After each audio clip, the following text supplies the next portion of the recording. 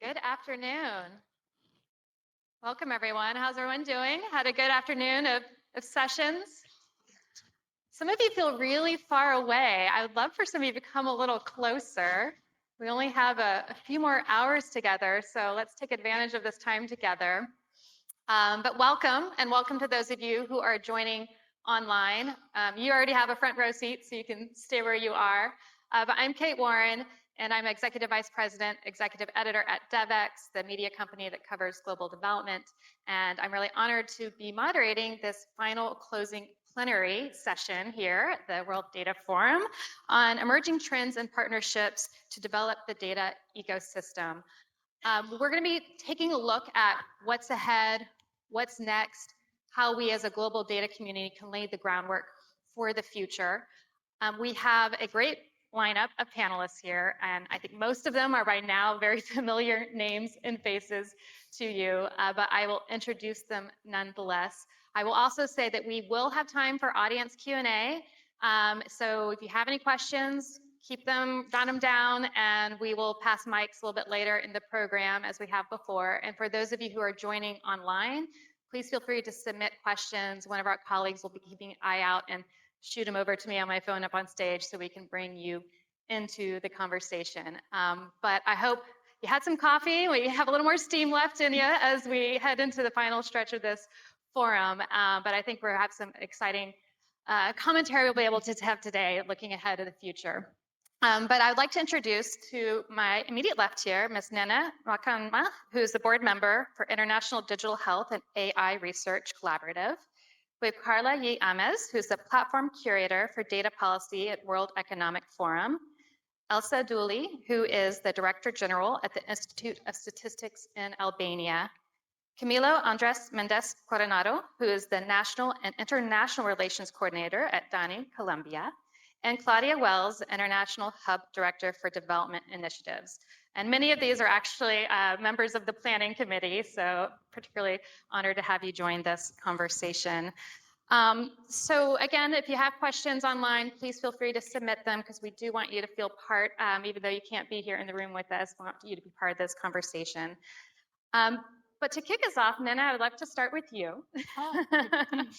And this morning in the plenary, you talked about wanting to bring more excitement to these conversations. But I'd love to know, as you look ahead to the future trends and partnerships, what is exciting you? What is out there that brings you excitement about the future of data ecosystems? Thank you, Karen. How many hours do I have to answer this question? That's good. Hello, everyone. So it's me again. I've moved from there to here. And what I've done between then and now is to repurpose my data, my personal data. So what I have on my head is what I had on my shoulder in the morning. And what I have on my shoulder is what I had on my head. And I'm hoping that we are able to reuse data in more sexy ways, in a simple manner to make ourselves happy and make other people happy. Now to your question. I will say I'll be looking forward for newer explorations in the use of data. I'm not a data person. My background is humanities, international relations, diplomacy, and law. So you see where I'm coming from. So I'm looking, you've introduced me as a board member of IDER, which is the International Digital Health and AI Research Collaboratory. So After the pandemics, I'm looking forward to more in data for health.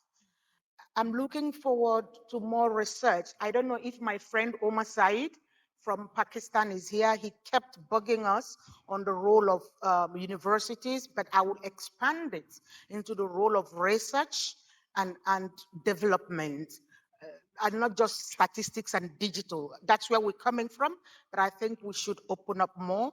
So health, but specifically mental health. Because these days, I think the whole world is learning about the importance of human happiness. So mental health, research, research and development, and maybe the scary stuff, AI. I mean, I haven't seen a lot of it here, but I think it's going to come at us if we don't go to it. We've also not laid enough emphasis on digital connectivity because we can't do much with data if we are completely offline. We're not, but I think that some of the work we do should encourage connectivity because that helps us expand the value and the range of the use of data that we can make. I have a last point, but before that last point, you asked me new players. Parliamentarians, lawmakers, we've not seen enough of them. There was a session on parliament. I missed that because it was clashing. We need more lawmakers who understand the importance that the work of our national statistics is doing and our data communities are doing.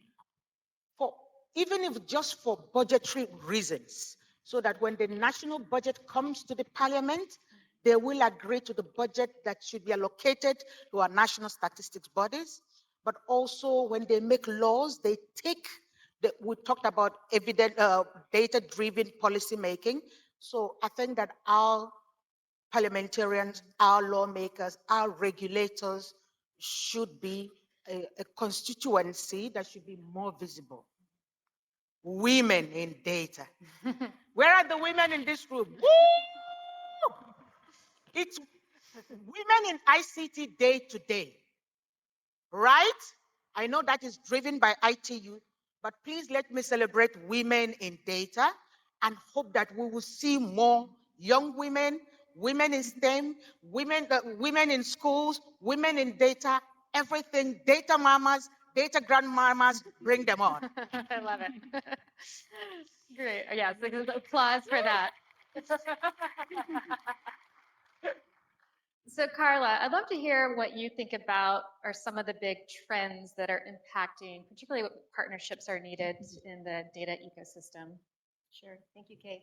One important trend relates to the emerging technologies, these frontier technologies that we hear a lot about in the news, generative AI, large language models, metaverse, quantum, biotech, and how these technologies are affecting not only people's lives, but also how governments and how companies operate. And it is very important to think about all the challenges that that puts into data governance, how to make sure that there's data equity, the privacy, consent, inclusion, always considered when it comes to addressing these technologies. There should be, we're going to make mistakes. There's going to be always room for improvement, but I think that we have to be in this mindset of experimentation, iteration, collaboration between public and private sector, so we can really incorporate the best of these technologies. We can make sure that we anticipate the risks that technologies of the future are going to bring, and that we work together to try to minimize these risks, but at the same time try to take advantage of the opportunities that these technologies can bring to improve the lives of populations and also the life of the planet. And yeah, and it's moving fast, right? Very fast. Very fast. Regulation is always like 10 steps behind, so we need to catch up. Yeah, yeah. So Elsa, same question to you. What trends are you seeing? What are you thinking about, particularly running a national statistics office in Albania, and how that's going to impact the partnerships and the priorities of your institution going forward? Thank you, Kate, for your question. And it's really great pleasure for me, in fact, to be part of this panel. And now regarding your question, those days we have discussed about the good governance, as Kate mentioned, the inclusive investment, technology. And as from the statistical office, I will take just 3 short examples from my country.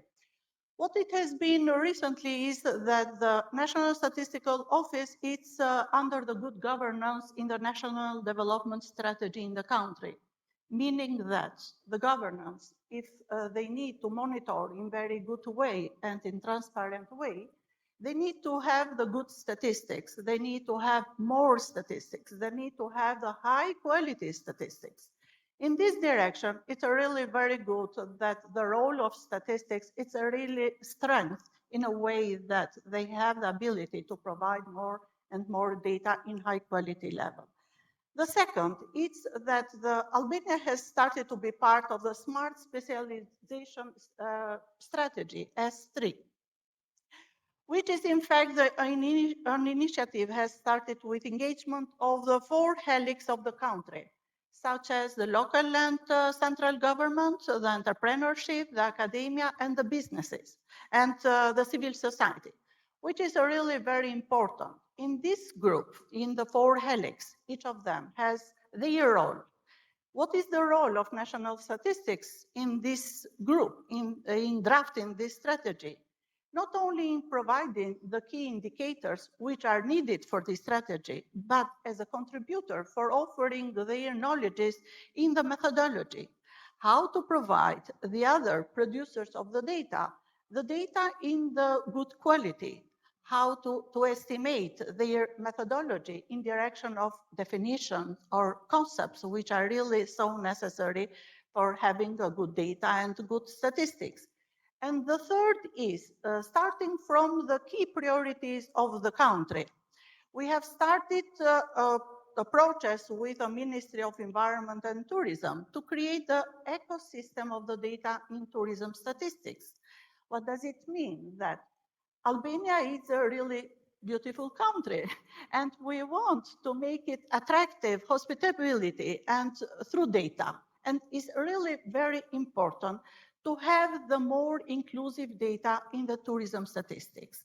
What is typical in this process is that in this roundtable are not only the public institution and the statistical office, but as well some specialized agency as the National Agency for the Technology Services. It are the municipalities, the local government, are the international organization. We are talking today for the partnership, and this is a really very good example for the partnership.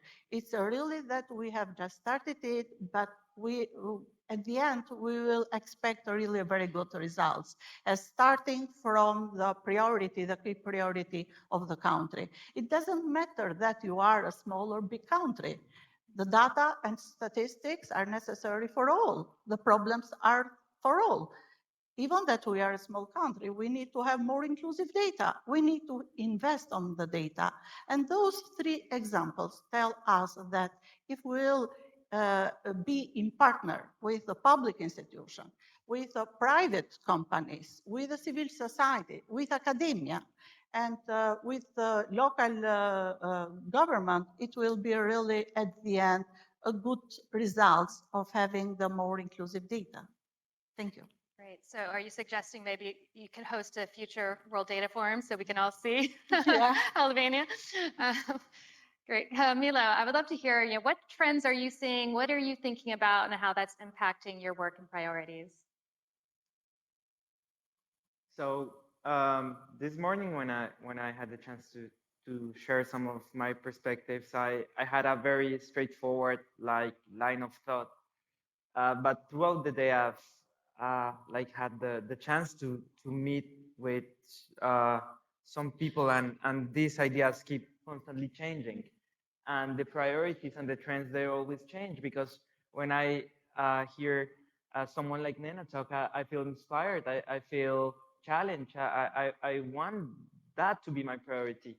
But also when I talk to other colleagues, the priorities shifts a little bit and it becomes what Claudia mentioned this morning, going back to the basics, strengthening the CRDS systems. And then the session is on innovation, research, and everything. So perhaps what I've come to understand truly is that the challenge that we have and the priority that we should have as a data forum, as a data community, is truly learn how to tell different stories and how do this narrative create like positive feedback within our heads and also in our societies.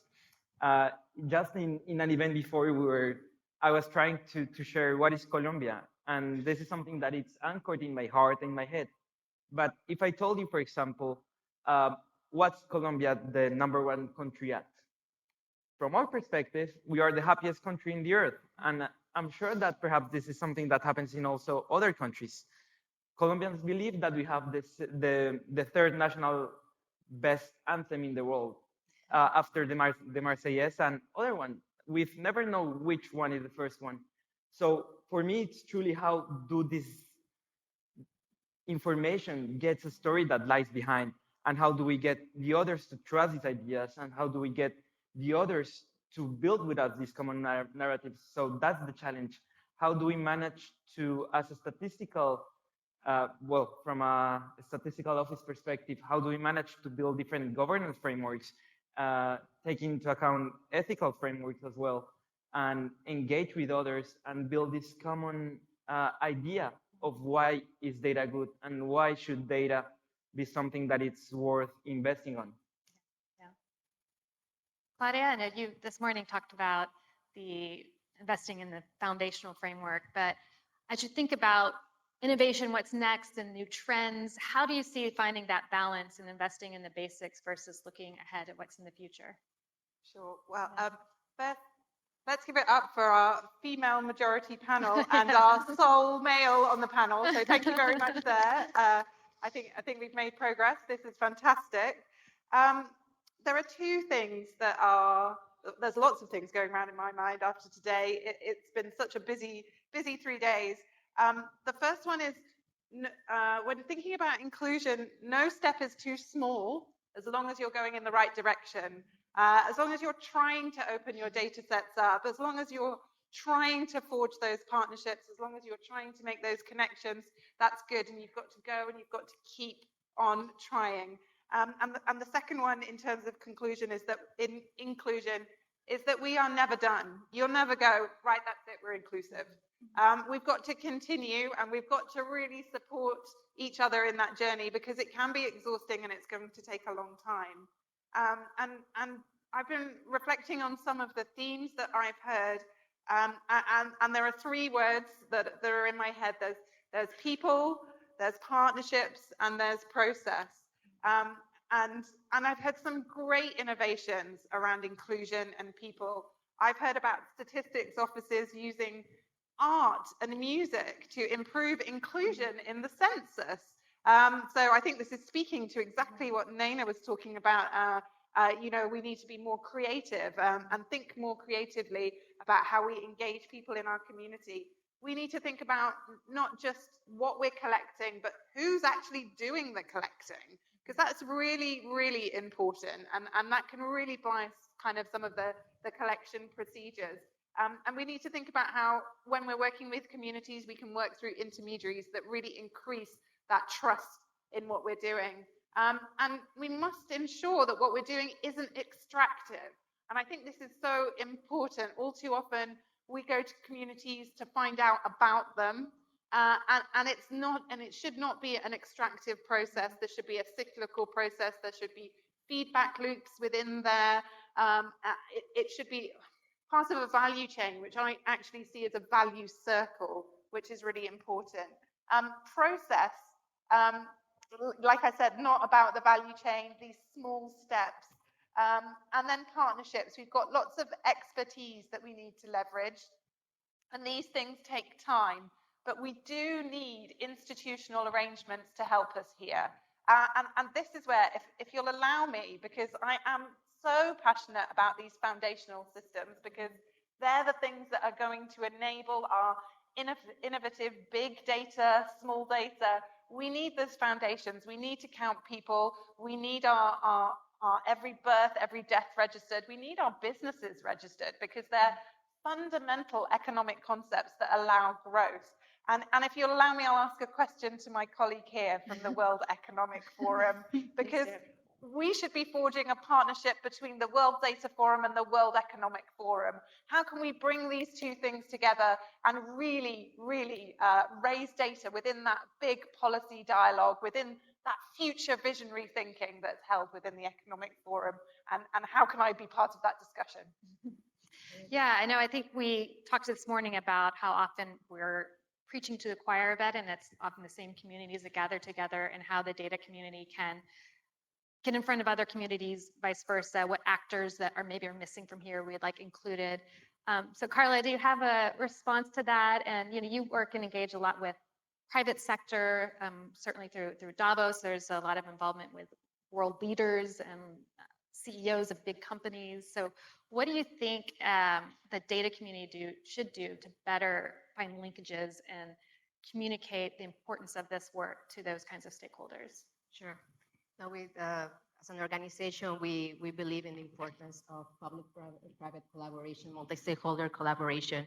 And in that regard, first of all, it's important to have very strong foundational statistical system, but then it's important to integrate different data sources. And that goes from like information that comes from the private sector, geospatial information from social media, like all these news sources that are generated by the different companies like SMEs, startups, big companies, because in the end, we want to promote the idea of a data-driven economy, a data-rich economy that benefits everyone, because when there's more data that is integrated, we can produce, offer services more efficiently. We can generate more spaces for dialogue. And I think in this regard, it's very important to work closely with the private sector. On one hand, to kind of like understand what's the data that they're producing, how we can work together in terms of data governance to make sure the data, is handled appropriately, but also to think about ways on how we can take advantage of this, because a lot of times it's not about collecting more data. The data has been collected. It's about extracting value. And a lot of value from data comes from integrating data sources, because you get like a richer information. Like just by integrating a data set with a geospatial, a georeference data set, you can already tell a completely different story when you see it in 2D in a map. So if you think about integrating like 10, 20 sources, then you can get even a richer picture of your country, of your city, and that can help companies identify business opportunities, but it can also help governments to generate and provide more tailored and more efficient services. So the public-private collaboration and collaboration with other sectors like citizen-generated data, which is something that was discussed during the event as well, it's very important. And this morning, when we did the poll from everyone around what has been most impactful from this forum, I think what ranked last was bringing in investors and investment and talking about how to make that case. I think we had a panelist, another panel from Hewlett-Packard that talked about just kind of disconnect and how particularly civil society, public sector talks about it with business sector. And I'd love to hear, particularly as we look at huge crises, climate crisis, the 3 C's, COVID, conflict. COVID, I think, could be any global health crises. There's a lot of competing need. So in that context, how do you make the case for investment in data? And what is resonating or what is not resonating? What do you think the community needs to do to better make that case? Camila, I'd love to throw that one to you first. And I know that at Donnie, you guys have been pretty successful in getting funding and collaborating, particularly with the private sector. Yeah, so this is something that has become quite challenging, because as we all know, there's a scarcity of resources, and sometimes it's hard to go beyond that competition logic that lies behind. But once we discover that we are all advocating for the same idea, to building the power of data as a public good, and that it can be used, then it's easier to find these resources, and it's easier to find synergies, and it's better, it's easier to work with our neighbors. So this could be something that happens, for example, with different NSOs. You know, it's in Latin America, for example, perhaps resources are limited, but we are working together with our colleagues from Brazil, from IBG, from Argentina, from Chile, always trying to build something together and to build a case of why it's important to invest in data from the regional perspective.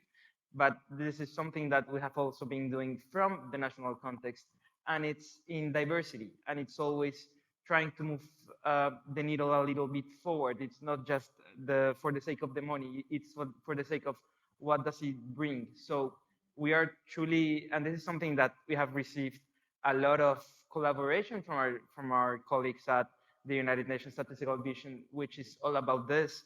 And it's how do we build a business case, not only for resources in terms of money, but also in terms of expertise, because sometimes we just need someone a peer with whom we can exchange, that we can collaborate. And this is why, for example, in the Statistical Conference of the Americas, we are building a peer review mechanism and learning how to best work together and have a common understanding on this.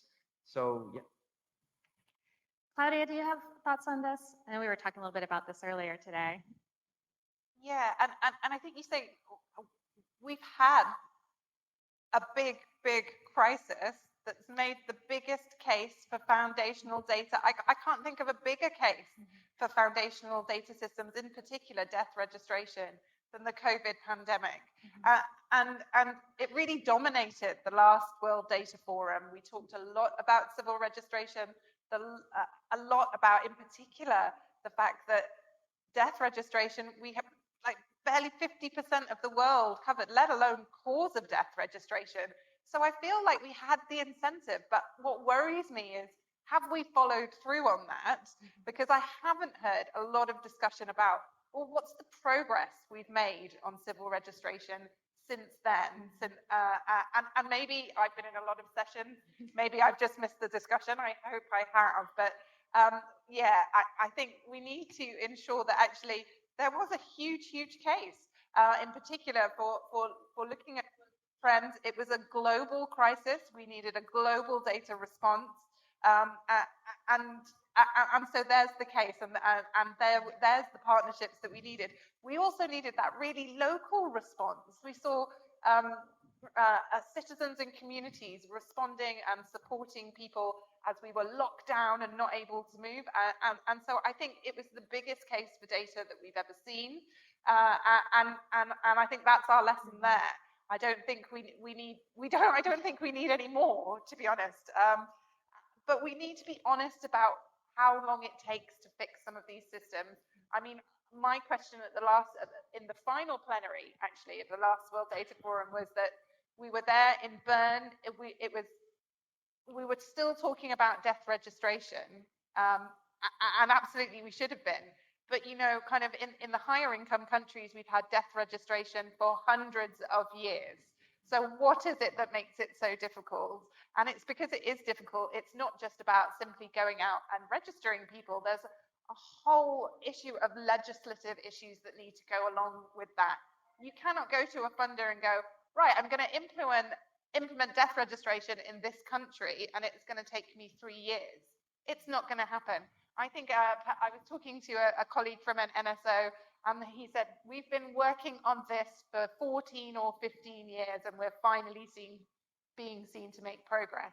And it's that case for that sustained long-term perseverance and the support with resources that needs, that we really need. And that's why I'm really passionate about how we can tap into this kind of private sector, that economic case that the World Economic Forum has, because it's that long-term vision that we need. This is something that will take 15 years to do, probably even longer for a lot of other countries.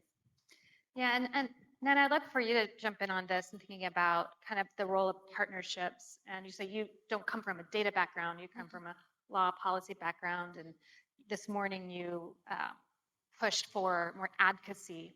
And Camilo, you mentioned being able to tell more stories and the narrative side of this. What do you think needs to be done and this community could do better to to help articulate that case and bring the different stakeholders to the table that are needed to make progress and maybe more quickly than we have today? So in the past 10 years, I've been working on partnerships, coalitions, convenings like this. And what I've learned, I don't have a correct answer, but I can share my experience of is only 20 years, is that interest is key. So when I'm coming to you and I will say, Kate, would you like to do this with me? I should be able to sell you the value. There is no point in partnership if there is no value for all partners. That would be my simple submission. And that comes back, what I've written here is, when you asked about the resonating the need for investment in data, maybe because we are not telling the data story right. Because if I see the value in it for me, then I will invest in it. Um, Funding is always against value. So the question is not whether data is important. The question is the importance and value of data being communicated to the investor in the way that he would see the value for himself. Ultimately, we are interested entities. And if we're not getting value, we may not be investing. So let's sell the value. And that's why I'm talking about telling the story in the way that it speaks, not just to the mental and intellectual part of the human being in front of us, but also to his emotions and his humanity. So that they see like, it's not, do I need to put money in data again, but how can we get more money into data and making them partnerships? Let's make friends, and so that our friends will become our partners. So let's tell the story right, let's sell the value, and let's let other stakeholders and friends see that we are in this together. Like Claudia is saying, I'm not a data person, but during the pandemic, I had about 4 dashboards for like 6 months. Me, Nena, little me, I was like tracking this thing. Someone would think I'm a data someone, but because my life depended on it, I had projects, I had team members across the world, and I had to follow the way the pandemic was going wherever my team members were. You see what I mean? So it became personal to me. I wasn't even looking at it as data. I was looking at it as survival. So when we sell data as this is your part, King. This is your part, Elsa. This is your part, Sarah. This is your part, Mohammed. This is your part, Jimenez. It becomes an us story. I want to quote Ola Awad in one of the sessions says, the public will fight for it. It becomes a case of this is our stuff and we need to put our money in it. So let's not make it a them and us, but let's make it an us and a value proposal that needs investment for the interest of everyone. And there are so many new tools like data visualization tools that are making data more accessible to a wider audience. And Carla, I'd love to talk a little bit about some of these emerging trends. And you mentioned AI, which is just all of a sudden in the past few months blown up. We have a youth advocate that's going to be joining us a little bit here, Prem, who is studying AI. As we look ahead and think about the skills and the workforce that is needed, and which may include more advocacy, communications experts in this space. What do you see as some of the gaps that we need to fill? Yeah, that's such an important question because we've always thought about the big challenges of skilling and retaining skilled professionals in the public sector, and especially talking about National Statistical Office is definitely an ongoing challenge. And as we transition to these new technologies, the upskilling, the skilling is even more important. There are different approaches. There's not like a silver bullet solution, unfortunately, and there's always the risk of that some of these professionals maybe will transition to the private sector because of some more attractive wages. So how we can do from the public sector perspective, it's important, first of all, to understand the technologies. And in that regard, kind of goes back to the point of creating these bridges with the private sector, understanding the technologies, the impact, and maybe creating collaborations in terms of trainings that can benefit both sectors. In the public sector, it's important to create career development programs. So create programs for promotions, skilling, but also important to promote ownership of work and recognition. We always talk about the people that is behind the data, but we should, and Claudia was kind of mentioning that before, we should also think about the people, who's the people that is producing this data, right? Who's behind these processes, these statistical processes, who's in the statistical offices and other data producing agencies in governments, and how important their work is. It's important also to work closely with human resources departments to really understand what are the key skills that we're looking for in government, because sometimes it's easy just to go with the, oh, I want a data scientist, because it seems that data scientists are just creating magic out of data. It can solve all the problems, but we should really understand like what are going to be the terms of reference, what are the objectives for this new workforce that we're going to include here. It's important to promote peer collaboration too. So in terms of skilling to make sure that there's collaboration within the offices, but also with other ministries to understand what's happening, what skills are necessary, and where we can build collaborations and not reinvent the wheel.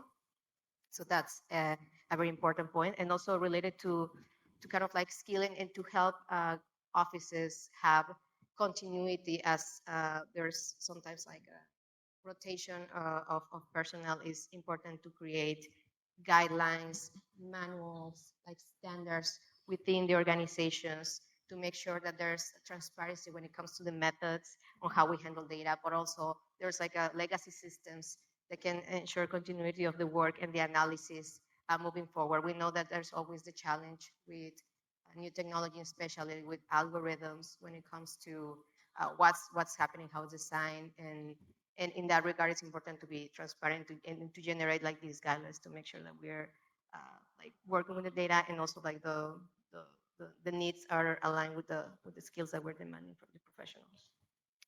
Yeah, and Nana, you mentioned as people kind of missing from the room as parliamentarians and lawmakers, and that was noted this morning in the poll.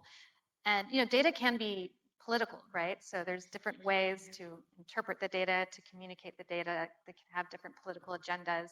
And maybe another trend we've seen globally is a mistrust in data. So Elsa, I'd love to hear your thoughts on that and how to create trust with your community, with your users, with your producers, with your partners in data, so that it is seen as something that's additive to someone's life and not something to be skeptical of. Yeah, thank you, Kate, for the question. It's a really very interesting question, but I will go a little bit beyond what the other panelists mentioned, that we were talking about our behavior during the pandemic, during the crisis, and for some countries, the major forces happens and the countries need to react immediately. Shaida yesterday mentioned that it's really important to change the management. And during this period, we understood that we were able to change our management. The management in the way of adopting the methods for providing statistics, and during the pandemic, and some national statistical office provide the experimental statistics out of the standard rules or of providing statistics, official statistics. We changed the management in the technology, we changed the management in the investment, in the data everywhere. It's really very important that we are changing the management to be adaptive by the situation. Now, what we understood, a part of what we have done, we understood that we need to invest more in the knowledges, as mentioned, and to invest in the young generation more, starting from the high school, starting from the universities, and of course continue with the parliamentary people, as the parliamentary people and the other users have their right to know how we have provided those data during the pandemic, and we need to explain to all of them the way how we adapted our methods, our methodology. In this way, we increase on the other side the trust on the parliamentary people, we increase the trust on the users, as all the different types of the users need to know the way how we provide the data, how we keep and save the quality of the data, as we really adapted the way how to provide the data, but we continue to keep the quality of the data. We continue to keep the quality on the results. And this is a really very important element that through this way, we have increased the trust on the users, the trust on the different types of the users, and the way how to communicate that how we provide the data, how we change the technology, how we invest in a short time, it has been really so useful even for the government that we explain to them and we are able to explain to them that we have our capability to change the management in the emergency trends. And this is really very important. And to be trustworthy during this period. We are going to open up for some audience Q&A. So if you do have a question, raise your hand. I have to really put it up there. So those with the microphones. But while we wait for some questions, Camilo, I'd love for you to talk about navigating the political nature of data in your perspective in Colombia. And then as you think about being one of the hosts for the forum next year, how you want to engage with lawmakers, parliamentarians, or any other actors that you wish would be part of this room? So currently Colombia, it's under a very particular context, and it's that we've been trying to move forward with bill of law for the production of official statistics.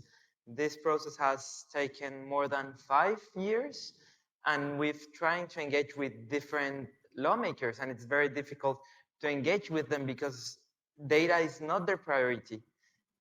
So we're trying to find ways, and we've been talking with our colleagues from, for example, Paris 21, in how can we make the case for someone that's not related to data, that does not have this background, to be interested in knowing a little bit more of how data is produced and why is that important.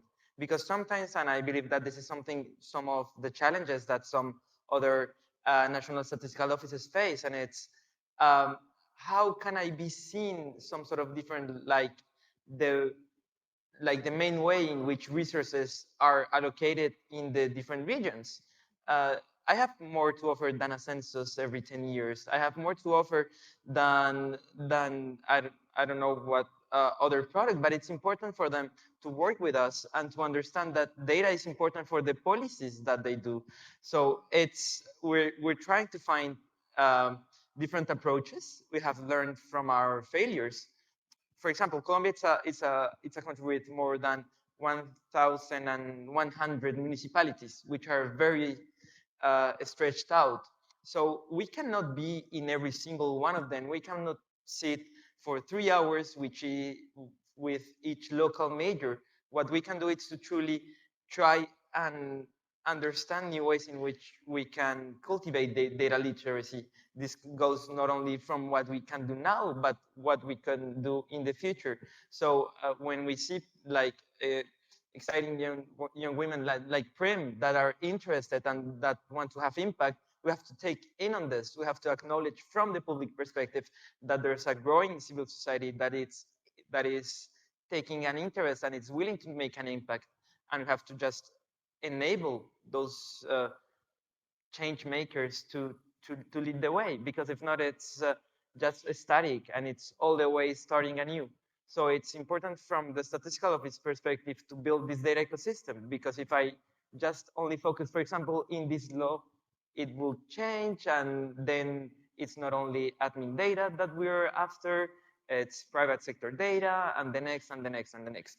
So it's really important to have this vibrant ecosystem that it's always building. So what we're looking for this in the forum is to truly learn from the different experiences and from also the Colombian data ecosystem, to acknowledge the existence of this international perspective, these different lessons, and to also build on this for our own purposes in pushing the data revolution forward in our country. Thank you. In my country, sorry. So do we have any questions, audience? Maybe.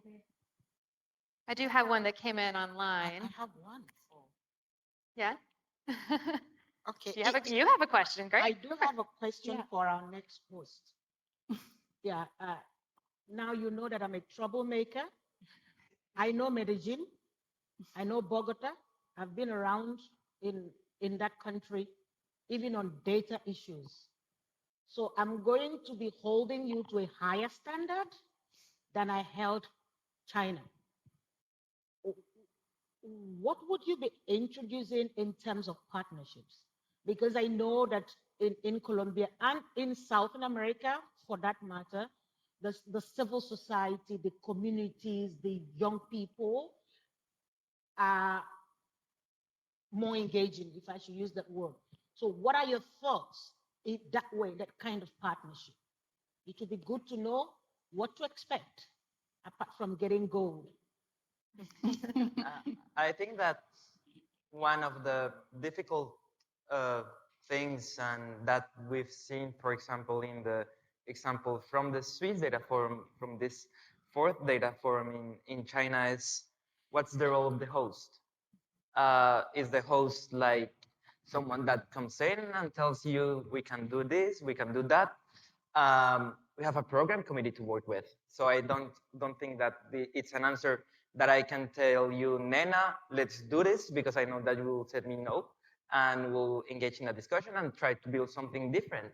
So the thing is, and that's why I always rely on building something different, and it's how can we try to make something that it's lively. Colombian civil society is very vibrant.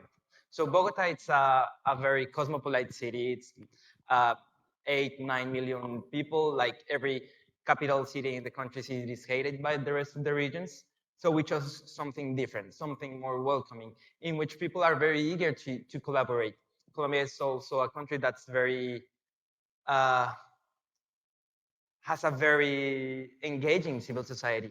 And we know, for example, from the public sector that we are not always in the right part of history, and that we can always do something different. And that's what we are trying to change, and having this enabling environment for these conversations to go on. So I'm looking forward to engaging with you and also our partners in Colombia, because it's not only DANE, it's to try and build this also national perspective, and to you colleagues from the international data community to let you be impressed by the national data community, because I think that there's also a lot of lessons. Perhaps Dane is not the one that will tell you how to improve, how to do better things, but it's also the Colombian society that will teach you that. So I'm really looking forward for that. Pressure is on. So we do have one question that came in online. This follows up on the skill sets. What skill sets do we need in the future to take best advantage of these emerging data trends? And is it more specialist, technical, or multidisciplinary? Does anyone have any thoughts on that? Carla?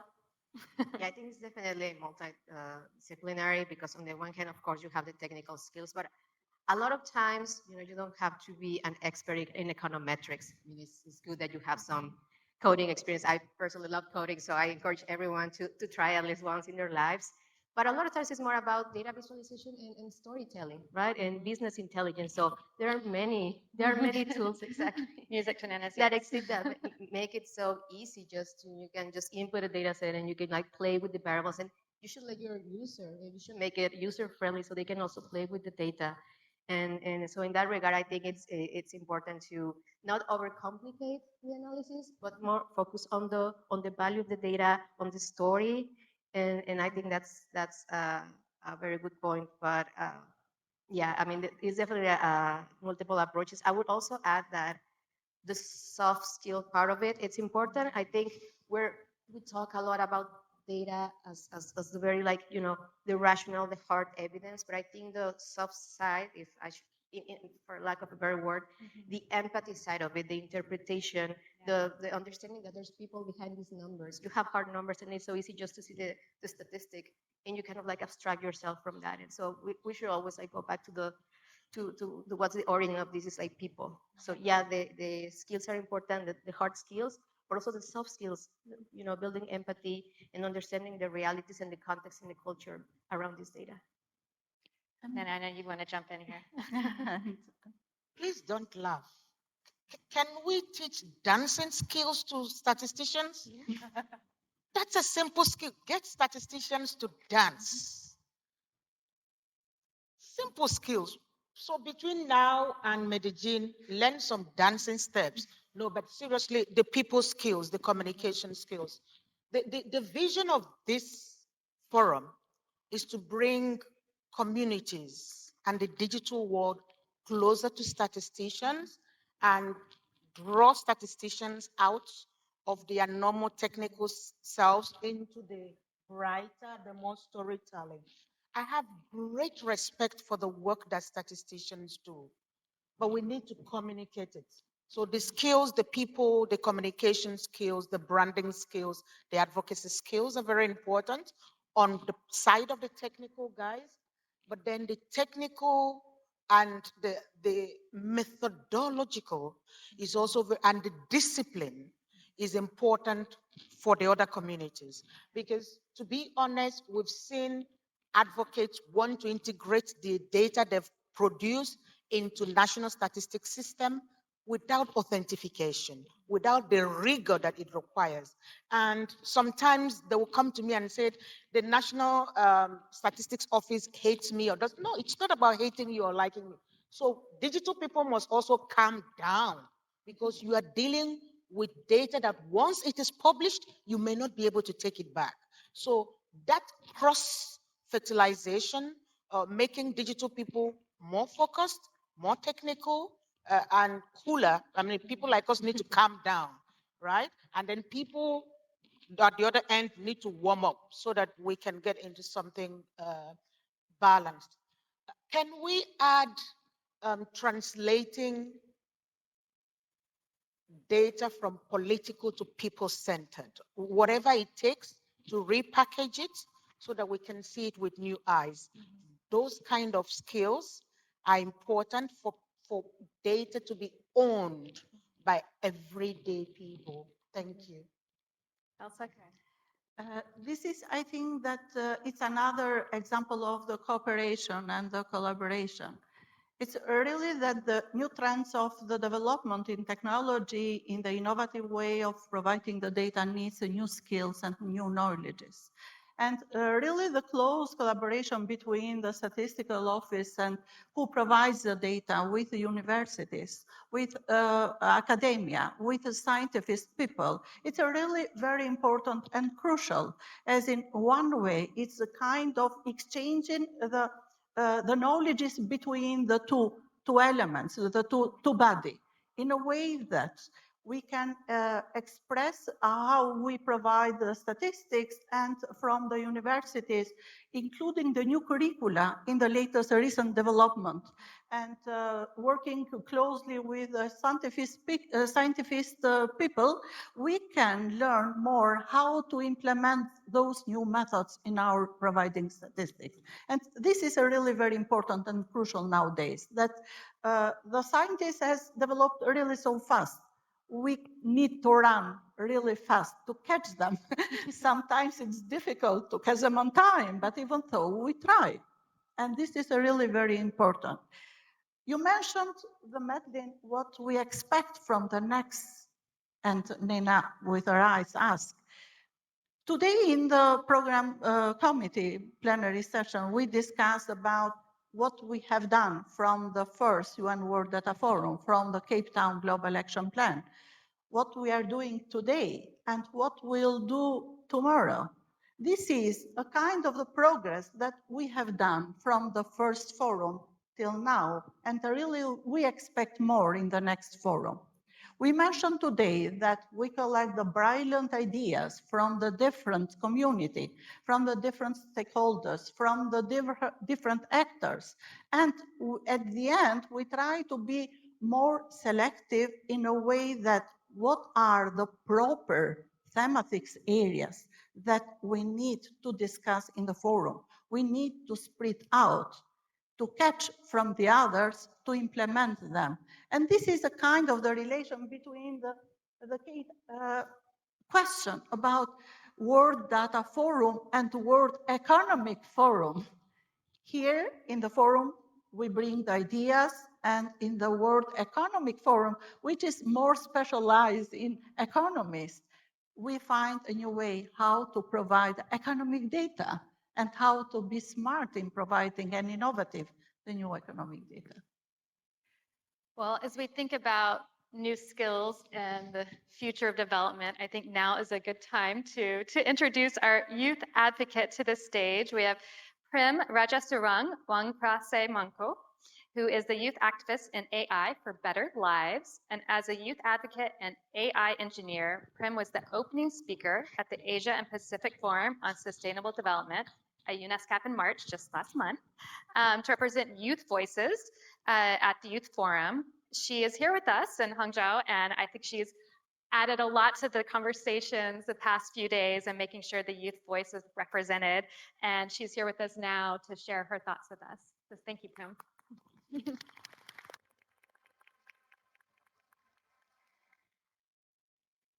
Good afternoon, Excellencies, distinguished delegates, ladies and gentlemen. 尊敬的各位贵宾，今天大家好，我衷心的感谢中国。I would like to express my heartfelt gratitude to the China United Nations Statistics Commission and the high-level group of partnership, coordination, capacity building for statistics for 2030 agenda. Go slowly, because I want to hear every word you're saying. I'm your big fan. Breathe in, let's go slower, right? Thank you. For sustainable development, for hosting this timely event and giving youth the opportunity to speak. We live in an evolving world where our progress towards sustainable development must be accelerated. Inclusive data, digital inclusivity need to be available to the vulnerable group, to the people, and to the planet. More people are using data, generating more data, and we need more youth empowerment, education about data, and statistics. Youth are the key actors in digital world and data. We call for more funding and mobilize greater actions. We can think globally and act locally. There are no one-size-fits-all solutions. And with data, we can create special innovations for every community, every country, every region, and for everyone.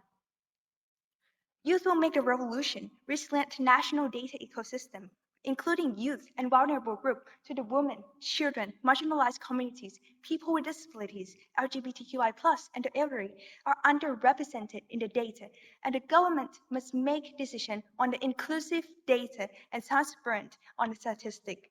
This is the world we live in, but we also have another world that we spend more than 40% of our waking life online, and we need to ensure that we have the cyber security and privacy for youth, for our personal data.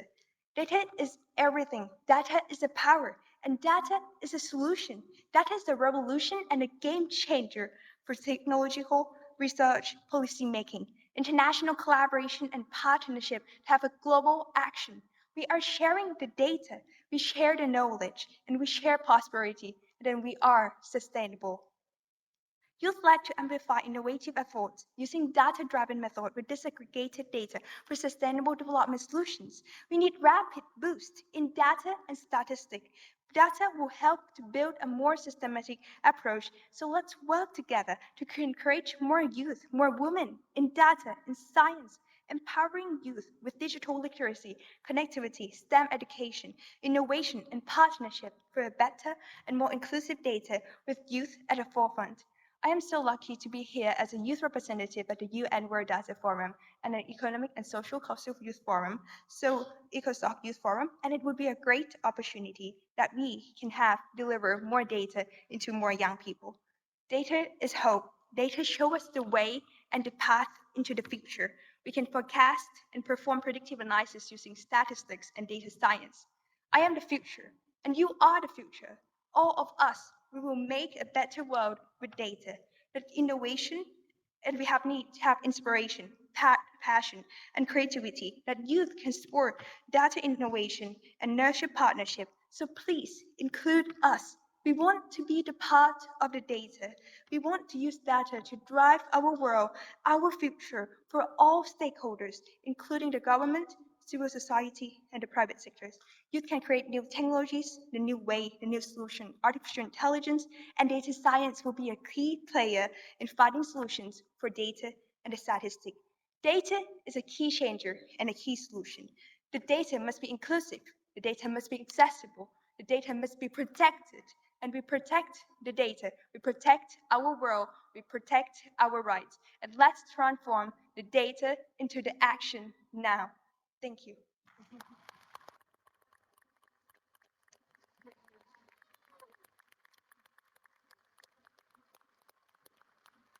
Thank you so much, Prem. Actually, I want to give you an opportunity. If you have a question for any of the panelists or anything that maybe you wish you haven't heard this week that you wish you had heard, do you have anything that you want to throw to the panelists? I'm putting you on the spot here, but I know you've had lots of good questions this week. For a perspective of young people, when we are accessing data, we would like data to be more inclusive, to be more accessible and more open, as well as the availability of data. Would it be possible to have more partnership, more collaboration between different stakeholders to ensure different trust in terms of data and in how he can build better capacity building in a more emerging way in using artificial intelligence, how we can empower more people, how we can accelerate our action in sustainable development in a faster way. And young people, we are ready and we are here. We hope that we can help you the best we can, and we are doing this all together to achieve a sustainable, equitable, and resilient future. Great, thank you. Well, does anyone think about for next year how we can incorporate more youth voices? Prim is a strong, powerful voice, but how we can better incorporate more voices like hers into forums like this. Does anyone have any thoughts about that? As a program committee, we started this in Bern, and you can see the inspiration. I wrote down so much that you said because I wanted to hear every word. Maybe, Danny, we might want to think of younger people, not just an ambassador, but earlier in the morning, we talked about something that would happen between now and then. And then, so it runs through the year and we showcase the results during the forum. I'm also looking at schools that we might want to, I love speaking to young people. We could go out there and meet with other young people intending data scientists who want role models, who want to ask what it means to be, someone like Elsa, someone like Ola, someone like Shada. Young girls want to know, how can I become an Nina? How can I become an Elsa? And young boys want to know how to be like you. So let's have mentoring, speed dating, whatever it is, I have loved this young woman since, I think we've taken 4 selfies already. We follow each other everywhere because investing in these people. So let's not just invest in ambassadors, but let's get more younger people come to this and question us and also inspire us. Thank you. Well, and Clara, Yeah, I just wanted to come in on that because I think, yes, there's absolutely a lot that we can do talking to groups and being inspired by groups of youth people like Prim. But I think we should also, in the spirit of inclusiveness, be testing some of our concepts because I think, we talk a lot about governance and actually this means different things to different people sometimes. And I think we should be thinking about our statistical concepts and our statistical definitions and thinking about that data justice side. We've got a huge range of skills to build around governance, security, and privacy. I am going to hold my hand up just in a reflection to that last discussion on the need for more communication skills. for technical skills, actually, because we need to retain our credibility. That's part of the trust equation, right? Credibility and reliability, as well as intimacy, all together. So the technical skills are really important. But actually, different communities perceive these concepts differently. And I think that could be a really great way to engage a range of different youth advocates from different regions as well, because this will differ depending on where you're from, what your lived experience is, and what your context is. Yeah, Camilla? So I think that one of the things that it's very key to fostering this very inclusive frameworks for collaboration, it's also to recognize where which are like our values. What do we stand for? I think for the statistical community, this is easier to be defined, but I think it's important to also have a conversation of what are these values from the data perspective, because they are quite different. Prim, you mentioned key stuff regarding privacy, confidentiality, the protection of data, which is something that has that worries you, but perhaps it's not something that other people are very well aware of. So it's important that we go back to our values and make a case on why it's important to maintain them. Because if not, it's not inclusion for the sake of inclusion, but it's inclusion for the sake of a process, and a process for the sake of an outcome. Because if not, it's the community that's becoming overspread without having concrete results. So I think it's important to also keep in mind that we have to have certain rules and processes for this, because if not, we might be trying to grasp more than we can handle. So, yeah. Well, I mean, I think we are all inspired by your remarks, Prem, so thank you so much. And I think sometimes people question the impact of gatherings like this, where you're bringing a lot of like-minded people together, where we are just kind of preaching to the choir. But if nothing else, I think there's a lot of power in bringing community together. Many of you are colleagues that haven't seen each other in person for a while, or haven't connected, or you've never met before. But the work that you all are doing is hard. It's complex, and probably within your bubbles, it can move really slow. It can feel like it takes a while to see progress. And I think there's real power in coming together and being inspired and getting re-energized, kind of thinking of a big retreat for the data community.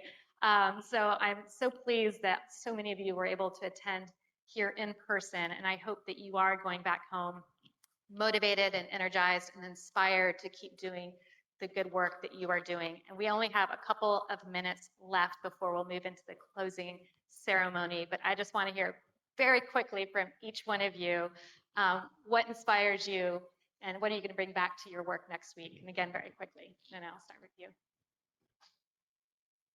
I hope you won't be shocked. So most of us are complaining about jet lag. And I want to use the last words of my forum to pay homage to the Chinese people and all the people who come from Asia to international conferences in Europe, in Africa, and in the US. Because these are people whose work ethics do not allow complaints. These Chinese guys will fly 16, 18 hours, land in Europe, and work seamlessly. Thank you for who you are. Thank you for that discipline. Thank you for not missing your bosses. Thank you for being the kind of people you are when you come to conferences the other side of the world. That is the lesson I'm taking from here. I won't ever complain about jet lags, especially not when Asians are there. Okay. Thank you. Carla, really briefly. Power of collaboration. Yeah. I mean, we have like so many events, conferences, we read about these topics, we work on all these topics, but when you actually like get to talk to the people and you start like learning of other approaches of like looking at the same problem, you realize the power of collaboration, because sometimes you just have your own biases and you have like your own echo chamber. So like talking to other people, expanding your horizon, expanding the angles and perspectives that you can look at a problem at. I think it's so important. So collaboration can bring many things, but for me, it has brought me like different angles and perspectives from these like big global challenges and ideas on how to tackle them when I go back. Elsa? In fact, I will start what Nena said today. Advocacy in the broader term. inclusive in broader term, investment in broader term. And at the end, tomorrow we have a session with a HLG group, and we'll discuss what we learn from this forum and what will be better in the next forum. This is really very important. Camilo? For me, it's being able to deliver on these expectations, because I think that it's always bigger for us, but that's the inspiration that we've got. And Claudia? Oh, thank you. I think I really want to, because we talked a lot about the investment case and the need for finance. And so I wanted to highlight the work from the Data with Purpose campaign by the United Nations and World Bank that has done some research by Dalberg into what is that investment case for data, what is the social, economic, environmental, and institutional benefit. And if there's one figure that we need to take with us to our politicians, it's that for every dollar invested, you get 32 back. So let's go save the world, one statistic at a time. Great. Well, thank you all so much. Nana, Carla, Elsa, Camilo, Claudia, and thank you to audience. We will now move into the closing ceremony. So thank you. Give a round of applause to our panelists.